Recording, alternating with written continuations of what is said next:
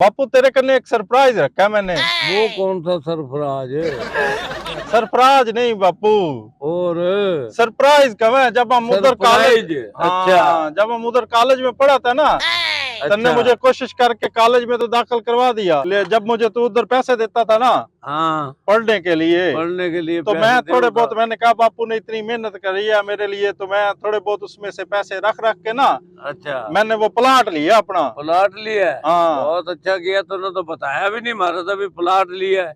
बापू के बताता, तेरे दौरे बताता तो तय कहता नहीं लेना ही नहीं है। नहीं बतावा तो आना मेरा बच्चा, अभी वो आज तो ये दिखाने लग रहा हूँ मैं, अभी लेके जाऊंगा उधर। मिस्त्री भी मैंने लगा दिया काम पे। अच्छा हाँ वो भी उधर काम करने लग रहे हैं। तो तने बताया ही नहीं मारा था। तेरे भाई ने हमने पढ़ाया है और पढ़ा लिखा कर चंगा बनाया था, इसने अपना तो बताया भी नहीं। कोठी तैयार हो रही है, जगह भी ले ली है इसने। अरे बापू तेरा ही फायदा किया, इधर से तुझे निकाल लूंगा, उधर लेके जाऊंगा, आराम से रहेगा। कोठी में तय जा भाई, हम तो इधर ही रह लेंगे। ना रे बापू, ना एक दफा तो देख तो ले जाके। नहीं अमूरे रवांगे, देखा कोठी तेरी। बापू एक दफा देख तो लेते हैं। ठीक है दिखा। चला और मेरे पास रोटी आगे खा लेंगे।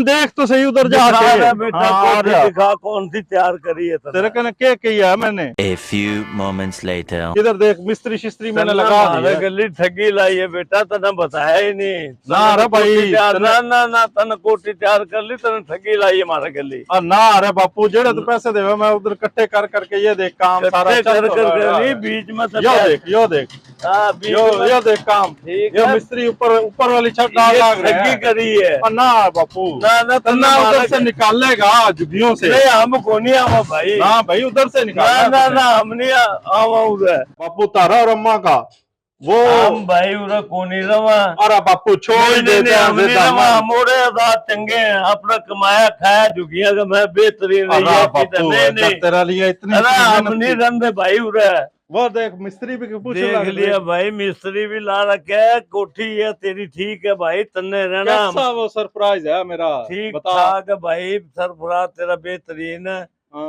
और तो मिस्त्री जाना तो जाना। पैसे कितने खिलाए, कितने लेके आया पैसे? मिस्त्री ने पूछ ले, इधर आ। कितने पैसे लिए भी मिस्त्री, कितने लगे? 12-13 लाख लग गया है। 12-13 लाख रुपया लाता है बापू। कितने ले है भाई?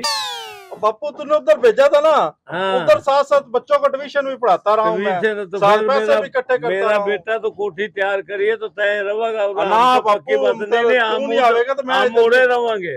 ये कोठी तन्ने तेरे वास्ते है ना बापू। ये किस लिए खर्चा करने लाग रहा हूँ? तारे लिए तो खर्चा कर, हम तो उड़े चंगे हाँ, आजाद हाँ, खुला माहौल है। पैसे तन्ने मारे छोकरे के पैसे बर्बाद करने लाग रहे। कोठी ये आदत है तन्ने पाई है,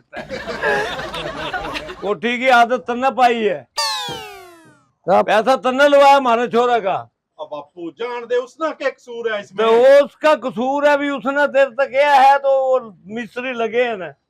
ना अरे पैसा हमने लगाना। नहीं मिस्त्री नीचे उतर भाई। नीचे मैं उतरू, छोड़ को पकड़ना जिसने पैसा लगाया। हमें तो काम सारे पैसा बर्बाद कर दिया यार। हमने ओड़े छोड़ भाई, हमने झुग्गी चंगी है।